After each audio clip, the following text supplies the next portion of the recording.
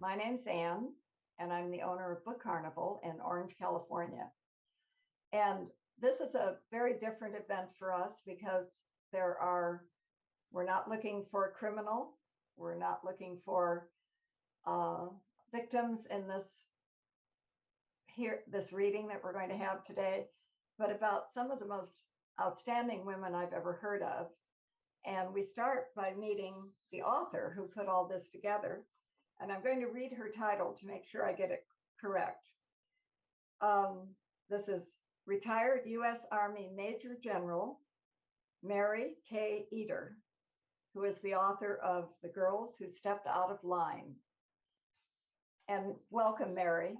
Thank you so much. You were telling me that you spent 36 years in the service. That's Yes. amazing. Most people don't spend that in a normal career in anything. Persistence, right? Persistence and I think constant discovery. There's always something new to experience and learn.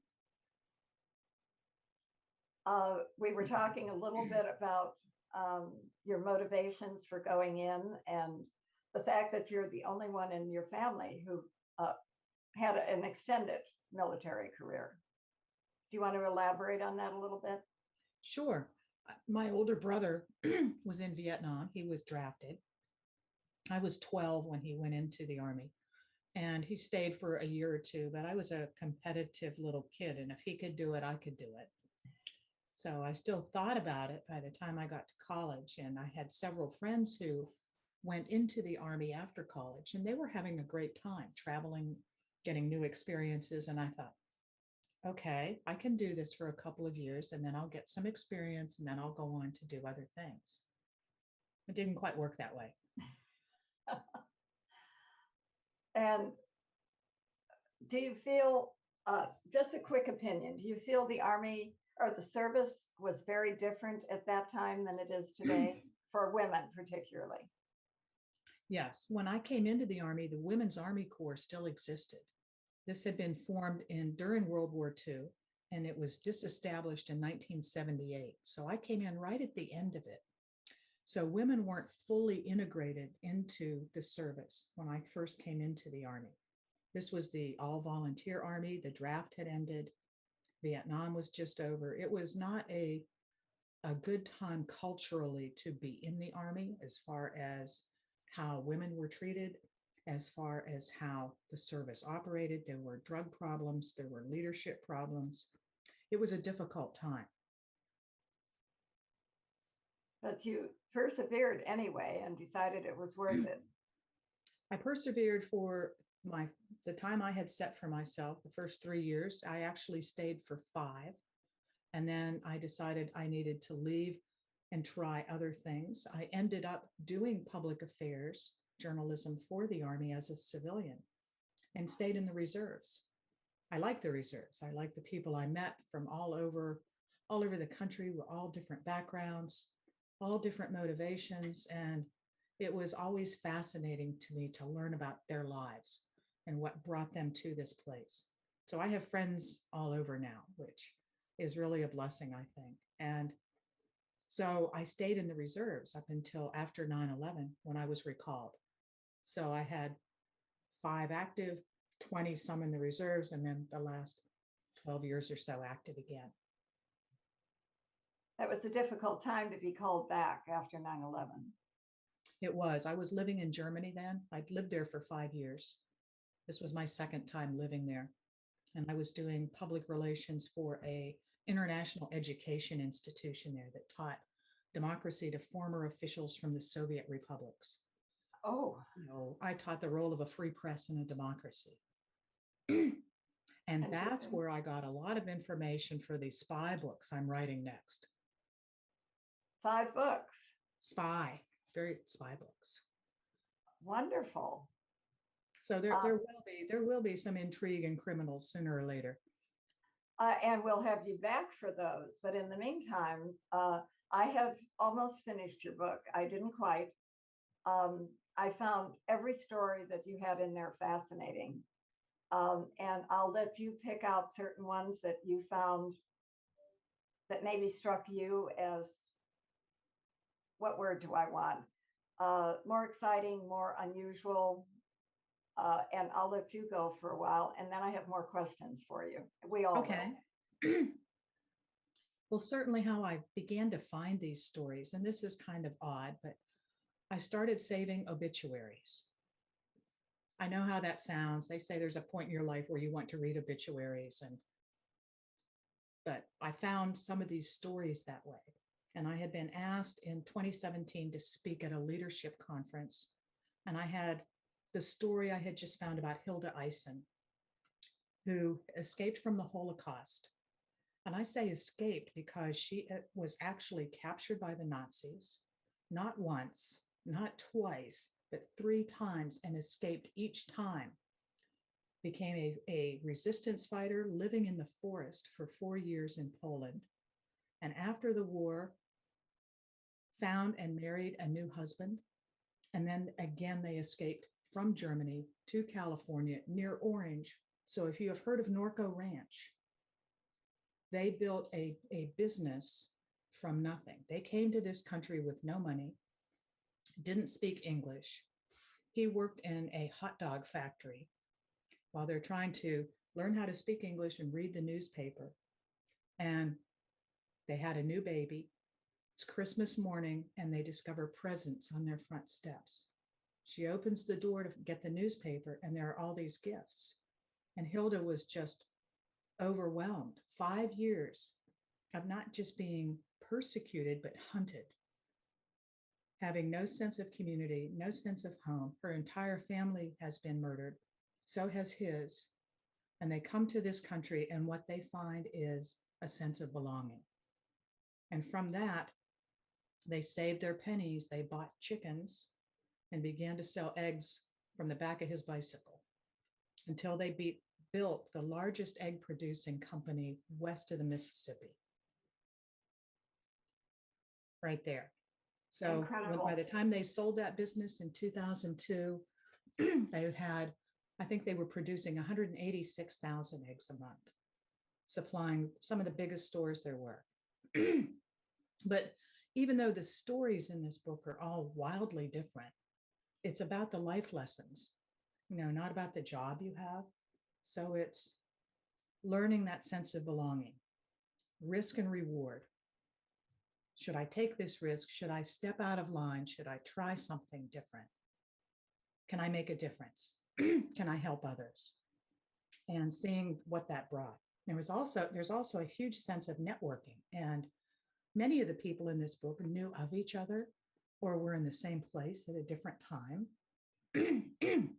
And I was really intrigued by that, by how many of them seemed connected in some way and in the effect that they had on others and the impacts they had. Now, I need to tell you about the title and where that came from, because it's a pretty unusual title. So I'm collecting my obituaries and I'm thinking about what to do with them. And I'm watching the Emmy Awards in 2019. There's the marvelous Mrs. Maisel. Does anybody watch that? Oh, yeah. Yes. Okay. So Alex Borstein gets the award for Best Supporting Actress. And when she stands up, she says, "In World War II, my grandmother was about to be shot into a pit. She turned to the guard and said, 'What happens if I step out of line?' And he said, 'Well, I don't have the heart to shoot you, but somebody will.' She stepped out of line. And for that, I am here today. And for that, my children are here. So step out of line, ladies. Step out of line." That brought tears to my eyes when I read it. I know it really hits your heart right away, doesn't it? Yes, very much so. It set the groundwork for what you were going to put in the book. It did. And the importance of it. I'll tell you that 2 of the women in this book are still living, and I have spoken with them both. Marion Freswick, who actually was a cartographer. She was one of the very first people to use maps as a way to brief senior decision makers, from General Eisenhower all the way up to President Roosevelt, one of the first maps that she made was a topographic map. She and her team were working in an office somewhere in downtown DC, and they had to use every bit of office space they could find. So her office at that time was on the third floor of Ford's Theater, old Ford's Theater. Yeah. So they're building this map. They have to have it done by 7 a.m. It's 2 a.m. and the plaster isn't set. So the 40-pound map, 4 of them drag it over to the edge of the balcony and they swipe off all of that bad plaster. And it falls down 3 stories and lands right in front of the booth where Lincoln was shot. So I always imagine her in later years going there for a play and going, hey, remember that little place over there? I bet they had a hard time cleaning that up. So she still has that map and it's in her living room. And that's one of the pictures in the book that she sent to me. And the other person who is still living is Betty Bemis Robards. Now, Betty joined the Navy at 20. And when I talked to her, she says, I don't belong in this book. I didn't do as much as these other people. And I said, you didn't know what would happen when you raised your hand and said, yes, I will serve. You didn't have any idea what was going to be your job or where you would end up, but you volunteered. And where she ended up was, well, she thought she was going out west. She envisioned being on the beach in San Diego with a drink with an umbrella in it. She ended up in Ohio, in Dayton, Ohio, working at what was called Sugar Camp. She was part of Project Ultra, the top secret program that helped code breaking to break the Nazi submarine codes and the Japanese. So for 2 years, what she did was build the bomb machine that decoded those messages. So you've seen that in some of these movies about Bletchley Park. Well, Bletchley Park might have started it, but the American code breaking machines were much more sophisticated and worked faster. Now, Betty and her group were never, ever, ever allowed to talk about what they did, and they were told they would be shot at dawn. And when she first heard that, she laughed, and that was a mistake. She got in trouble. And so she believed it after that. So she didn't know until there was a reunion in 1995 at the Sugar Camp grounds there in Dayton, what that machine actually looked like or what it did, because they hadn't been allowed to talk about it and they never knew. So out of the 350 women who had been there, 75 of them came to that reunion, and they brought in all of this brass from the Navy to help them understand, this is what you did. This is what it meant. Because of you, this war ended 1.5 to 2 years earlier than it might have. You made a difference. She said she cried for 3 days. She was overwhelmed. Oh. And you and I talked earlier about how we don't ask questions maybe of our grandparents or others we know who served. And she said she never got to tell her parents what she did. And that's probably the only regret she has, because they passed long ago. And I said, well, what about your husband and your kids? And she said, well, they never asked. So I thought that was very interesting. But I talked to her recently and she said, by the way, I am 97 1/3. Do not make me any older. I am 97 1/3. Woman after my own heart, but it all counts. There you go. They are, the other thing that I found very striking is not all, but so many of the people from that generation, despite the hardships, have lived to be a good age, several into their up to 100. And I find that amazing because they, not everybody, but many of them suffered and struggled to exist. True. And to have that long a lifetime, maybe it was to make up for what they had to suffer in the beginning. I don't know, but it's a large number of people that live to a good age. That's true. You're correct. Many of them were actually 99 or 100 when they passed away. And again, finding obituaries is how I'm finding these stories originally. And some of them had errors in them. And so part of my motivation too was to do the right thing for them and to tell their story completely and get all of the facts correct. And part of it is because I'd been in the Army, I could tell when, oh, that isn't right. No, no, that description is wrong. Now, we mentioned earlier that today is VJ Day, the day anniversary of victory over Japan. And at that time, even though the war had been declared over and the Japanese had surrendered, throughout China, there were still concentration camps with large numbers of Americans in them still being guarded by Japanese soldiers. And the soldiers didn't even know that the war was over. So where the OSS, the Office of Strategic Services, which is the precursor to the CIA and Defense Special Operations, had camps itself, outposts in China, and they sent in teams to liberate those camps. And in one of those camps was a 12-year-old girl, and her name was Mary Taylor. Mary Taylor had been in a concentration camp since the age of 9. She spent 5 years in that camp. That was her childhood. There were 1,500 people in that camp for all nationalities. She had her brothers and sisters were there. Her parents were missionaries in China. So when the camps were liberated, she got to go back to home to her parents for the first time in 5 years, which I just find that incredible. So if you want to talk about resilience and being able to go on.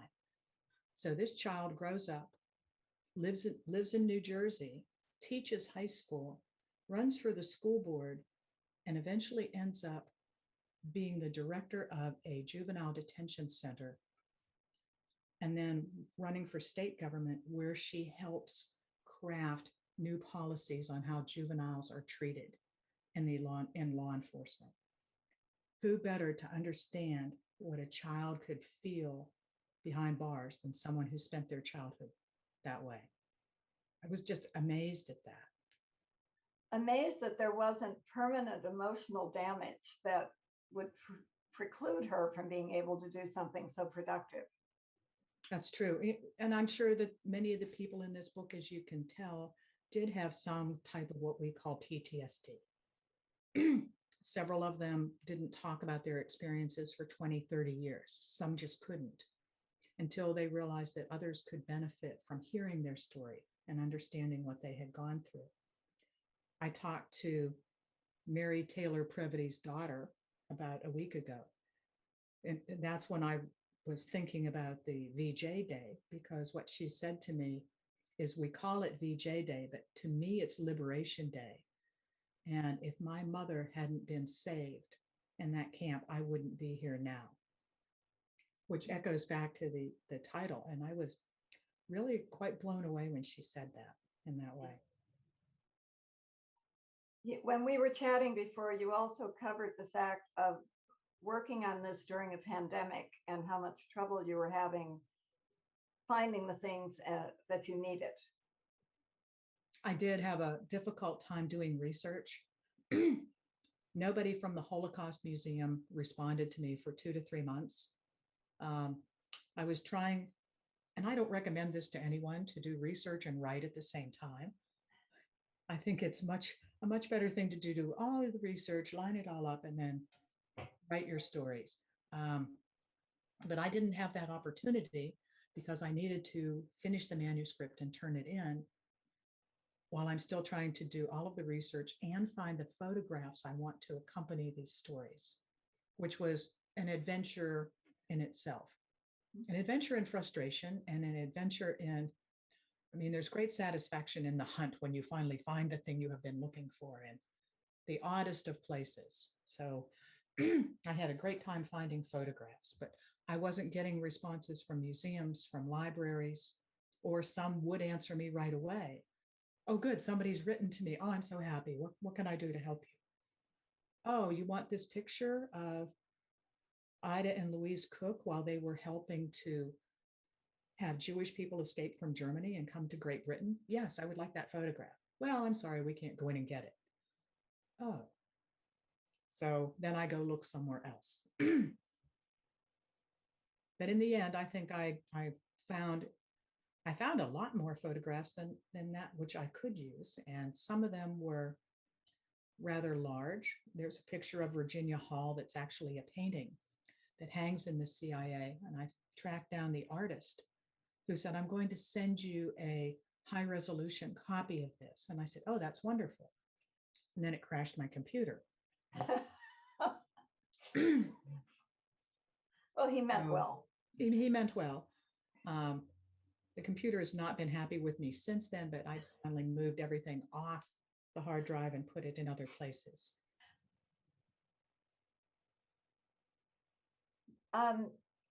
One of the, I mean, they were all touching, but one of them that, and I won't get the name right. Everybody knows I'm notoriously bad at that. But this was a woman who had contributed so much and was awarded something at the end. You had a banquet, a party for her, and a birthday party at her 100th. And she passed away about 6 months after. Yes. I think you're talking about Betty McIntosh. That sounds right. Betty McIntosh was a reporter at the beginning of the war. She grew up in Hawaii. She was a reporter at Pearl Harbor for Scripps Howard newspapers. And the story she wrote about what she witnessed at Pearl Harbor, her publisher told her was too graphic. It was never printed until 2012. In 2012, it appeared in the Washington Post. So Betty's goal was she and her first husband were learning Japanese, and they wanted to go to Japan, which is culturally something you would kind of think is common in Hawaii. But after Pearl Harbor, she ends up in Washington as a reporter, happens to run into a man who's a friend of her dad's. And he says, "Betty, wouldn't you like to do something a little more interesting?" "Yes, can I go overseas?" "Well, I think we can manage that." So she ends up working for the OSS, the Office of Strategic Services. But she's not a spy. She does propaganda, misinformation, disinformation, and ends up in China. And she is with that office that directed the teams to go in and save Mary Taylor. So she knew about Mary Taylor. She also knew about Virginia Hall, the spy who was in France. And she knew about Stephanie Radar, the counterintelligence agent who later ended up in Poland. So Betty is at the center of a number of these stories and was aware of them. She wrote a book in the, excuse me, I think in 1970. It's called Sisterhood of Spies, about all of the spies from World War II. And I found that book on eBay, so I got that one. That would be another interesting one to read. Who else jumps out at you from the book? I'm sorry? Who else stands out to you as part of your book? Oh, they all do in very different ways. And I found that I learned so much from each of them. And I think I told you earlier, I feel like I know them, but I don't know them as older people. I know them as being 17 and deciding, we're going to take on the Nazis. I'm letting the air out of their tires. I'm going to stop this. Where it's all a game in the beginning, and then it becomes more serious as time goes on. Or I'm going to join the army. I have no idea what that means, but I'm going to do that. I mentioned to you finding things and correcting them. So I'm reading one of the stories about Mary Taylor when she's in the concentration camp. And the story says, and they made the children eat fried animal brains. And I said, ew, that's not true. I know that's not true. So I went back and did more research on the concentration camp itself. And what they fed the children was animal grain, what you would feed to cows or pigs. So it was corn, which certainly made me feel much better than animal brains, certainly. Yeah. So there were lots of little things I would correct. So Kate Flynn, who was the Army nurse in the combat hospital, lots of descriptions about what she did, but they were written by people who didn't understand what that meant. We moved every 10 days. what that meant was this group of nurses had to put up these giant tents and take them down, but get them folded, put them away properly, get back in the trucks and move behind the fighting units because they were a heavy combat hospital. So they would be shelled. They would roll the men who had been wounded, roll them out of the cots onto the ground and lay on top of them to protect them during the shelling. So they went through some terrifically difficult things. But to understand how Army things work, I understood better what they had been through and how, I mean, I could smell those tents. There's a definite smell to canvas and mothballs that you just never forget. There was another one that you wrote about that more or less learned on the job and was able to deceive people. They kept passing things they wanted her to transport, and that wasn't part of her job. And in one case, she got off the train and pretended to fall, and this civilian helped her up, and she asked him to pass it on because I'm in a hurry. I have to get back. Gee whiz, I'm telling all my stories. Yes. No, you don't have to read the book. Oh, yes, they do. There's so much more to it. Stephanie Rader, her parents were Polish immigrants. So she didn't speak English till she started school at age 6. And then she realized, uh-oh, I'm behind. I better pick this up. But she still spoke Polish like a native. She went into the Army because she couldn't get a job after graduating with a degree in chemistry. So she worked for a petroleum company in New York City until she went into the Army and ended up at Fort Des Moines, Iowa, working in basic training. Now, basic training, where you help the new trainees learn how to be in the Army, how to march, how to salute, is really repetitive. It's 6 weeks, they leave, you get a few days off, it starts over again. So a couple of years of that, and she was pretty bored. A friend said to her, you might want to try going into the OSS. So she did. Now, 3 to 4 months ago, after the book is well on its way, I found an oral history interview she did just about 10 years ago. She passed away in 2017. Had never gotten an award for what she did during the war. And the Army went to one of the senators from Virginia who got the award for her, and it was presented at her funeral at Arlington. So she was a warrior in what she did. She ends up after the war, right after the end of the war in Warsaw, just as the elections are going to happen and Warsaw begins to turn towards communism and is greatly influenced by the Russians there. So she is on a train coming back from her embassy in Berlin, where her real identity is hidden, everything about her being in the Army, because she is what the OSS called X2. She's a counterintelligence agent reporting on the Russians. And the ambassador had asked her to bring back a whole folder of classified documents. She didn't want to do it. She didn't think it was safe. No, we're only going to have you do this once. Okay. So she sees the Russians watching for her. It was a very dangerous time there. If you've seen pictures of Warsaw at the end of the war, it was more destroyed than any other city, I think, in Europe.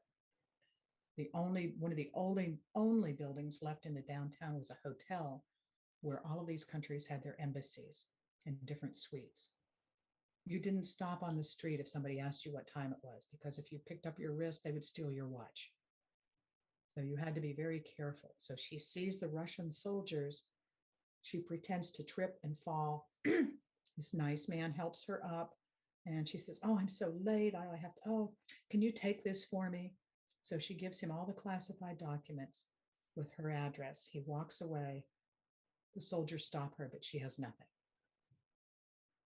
which took quite a bit of very fast thinking. Yes.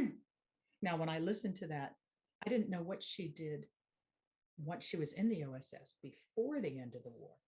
So in that last bit of January through June of 1945 was what she talked about in this interview, where she was in France and Germany, working out of the London office. And she was everywhere. She had a car that she had appropriated. It was a BMW. And she and another woman who was also an undercover agent went all over. So she tells this story of being in Salzburg, where General Mark Clark is the commander. And she goes to a party at this castle. And I'm thinking, General Mark Clark was not there. So I had to look up, because now I want to know, where was he? What was he doing? He was the commander then of the occupation forces in Austria. Right after, this was by June of 1945. So she's at this party, and General Clark says to her, "So how did you get here?" And she said, "Well, I have a car." And he said, "What? Where are you getting the fuel for that?" "Oh, here and there." "I'm going to take that away from you." And she says, "If you can find it." Now, that was not a bright thing to say to a general. He never did find her car, and she kept it. Good for her. Good. Yeah, these were quite, I think if I had to describe Betty McIntosh or even Stephanie Rader to you, I would say both of them had pretty smart mouths for the time. That's what I was thinking. It's the time and the era. Women generally weren't that way. And do you feel that the war itself and all the patriotism that was going on in this country and the push to win gave them the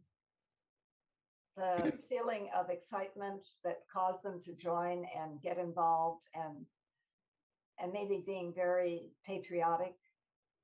Well, I think that the majority of them were born in 1920.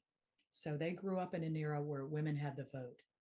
And so there was already the sense that things were different, things had changed, they could get into college, there might be more opportunities for them.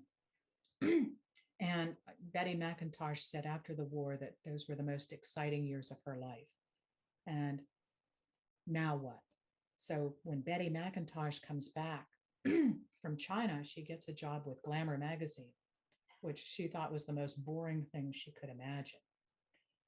So by now she's married for the third time. And then she goes back into the CIA. She asked to go back. And she did spend the rest of her career in Japan, but she signed a non-disclosure agreement, so we have no knowledge of that. Okay. Amazing. Do we want to open it up for questions? I'm sure all of you must have loads of things you want to ask. So if you can unmute yourself. And has anybody typed? Let's see. I have one that said, oh, Barbara, okay, she had low bandwidth. So yeah, but it's okay. Yes, it's okay now. Yeah, but I do have a question. I know. I did finish the book. I was just captivated by the stories of these women who accomplished so much at a time when it was not expected, not believable, not something that, my mom would have done. My favorite was Billie, the airplane pilot who flew an airplane, a very complicated, complex airplane, and couldn't drive a car. I loved that. But I just found all of the stories very encouraging. And so you mentioned that you get them from obituaries. Do you have a whole stack that's going to make another book? Or how did you pick the particular ones that went into this book? There were a couple of stories I couldn't get to go into the book because either I couldn't find enough information, I couldn't locate family members to talk to, I couldn't find photographs. Sometimes there are people you look for and you feel like they don't want to be found or they don't want their story to be told. And I had a few of those. I had a couple that I thought, this has really been told so much already. Some of the women in this book, their stories have been told. They are well known regionally, but not, or maybe even locally, but not beyond that. And I wanted to give them more of an audience, I think, for the incredible things they did. So this is their book. I'm just there to help them with it. And following up on Barbara's question, are you going to do any more of the same kind of thing, or are you going on to a different type of writing? Well, before I had written this book, I had written some fiction, which of course are spy novels and mysteries.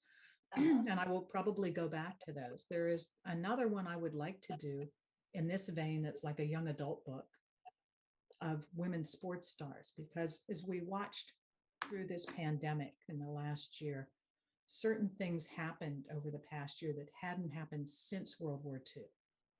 The not cancellation, but postponement of the Olympics, the postponement of the Passion Play in Germany. So we're seeing a lot of total disruption in cultural and ways of life that haven't happened since that time. So I've been watching the young athletes think about, how am I going to make it to the Olympics after I have to maintain this level of capability for another full year? So a young adult book about some of the girls, young women who were in the Olympics, not in 1940 because they were canceled, and not in 1944 because they were canceled, but in 1948.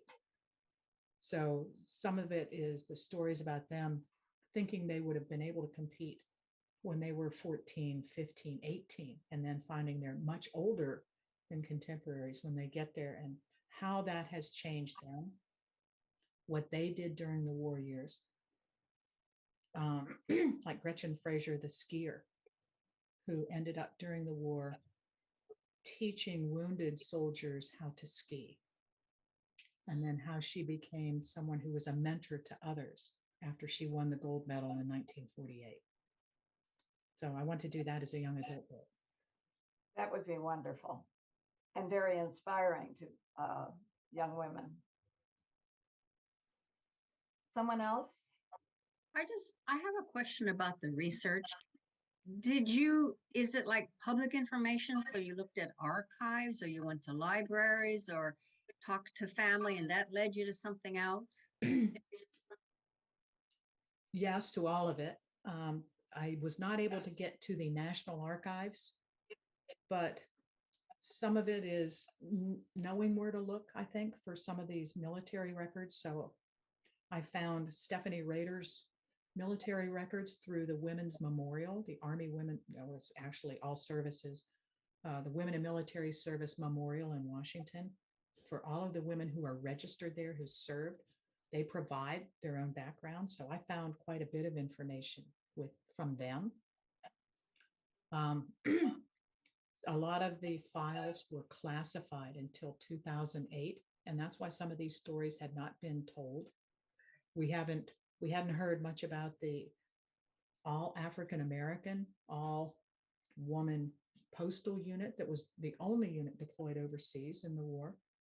Again, the files were not released for many years. So a lot of these stories just weren't told because some of it is cultural. Well, let's talk about the big units and what the big unit, which is absolutely understandable. But I don't think we have the full story until we have the story of everyone and what they did. The Army has a new museum at Fort Belvoir in Virginia. And one of the signs in there says there were 19 million women in the workforce in World War II. 19 million. And that's a lot of contribution, whether it's the Rosie the Riveters or what everybody did saving gum wrappers, because everyone was involved in one way or another. I don't think anyone who lived through those times was unaffected. Mm-hmm. It's amazing. It really is. What I also liked about your book was you went to the future, and you're talking about the ones that will step forward there. I don't know why when we open it up, I have an echo. But Greta Thunberg, who I admire so much, you wrote a bit about her. And I think what we'll see is how young people are now, how very young they are when they start to make a difference. 15, 16, 17. Coco Gauff, the tennis star. And there's definitely a sense of legacy here too. Now, Billie Jean King has a new autobiography out. One of the people in this book is Alice Marble, who was a tennis star in the 1930s. She won 19 Grand Slams in the period of 6 years. So I don't play tennis. I don't know how to play tennis, but Serena Williams has 23 Grand Slams. But look at how long she's played. So Alice Marble coached a young Billie Jean King. Billie Jean King in her later years coached Serena and Venus Williams, who you've now seen Serena helping Coco Gauff. One of the things that Alice Marble did after the war was press for the desegregation of professional tennis. Her letter writing campaign for that influenced Venus Williams, who then wrote to Wimbledon several years ago about how the purses are not the same for women players as they are for men. So there's definitely a sense of setting the example, creating a legacy, and being someone others can look up to say, I want to do things like they did. Wonderful. Any more questions? I could listen to you talk all night, but I'm sure that's getting to you. Marie was kind enough. I hate this echo, and I'm sorry. It's when everybody was off, it didn't happen. She was kind enough to say that I could order books and send them to her, and she will autograph them. So we're going to do that. So it'll be a little while before I have more books into the store. But that means a great deal to my customers. And this is a special book. I'm happy to do that too. I wish we could all travel more and I could come there. Next year. Sooner or later, we'll get there. Yes, because you're planning on writing. I don't care what you write the next time. We would like to meet you and have you at Book Carnival. That sounds wonderful. Last chance, ladies. Anything you'd like to add, Marie, to anything that... I'm just happy I got to meet you all. I wish I could meet you all in person and share some more of their stories with you, or I'd love to talk to you after you read it, and then you can tell me what you think about them, what else you'd like to know, because there's probably more stuff I couldn't fit in there. I would love that. So would you be willing to let us have another Zoom event with you then? Sure, with dogs and parrots and everybody. That would be great. Barbara, go for it. Well, you said you wanted to talk to people after we'd read the book, and I did read the book. I could not put it down. I have other books I'm supposed to be reading, but I read this one. And what I found most moving about it was the way you portrayed these women as regular people. Here's what they did. They had personalities, they had strengths, they had weaknesses, but above all, they had commitment, and you portrayed them as real people, not as a statue of somebody somewhere that, oh yeah, that was a great person. So I really, really liked the way you portrayed these very important people. Wow, thank you so much. We think of, and I think younger people, my nieces in particular, think of World War II as back there with the pyramids. Yeah, way far away, way longer. And it's in truth, it's yesterday. So as I'm reading, many of them wrote autobiographies right at the end of the war. So as I'm reading their words, and when you hear these stories are written in a way that's meant to be accessible. So you hear their conversations, you hear them talk, you can feel their doubts, their worries, and am I going to get away with being on this train wearing this giant diamond brooch on my, raggedy dress? So you can feel what they're going through as they do it, which I don't think I certainly got from most military history I've ever read. So no, you made it very human and very personal, yes. Which is wonderful.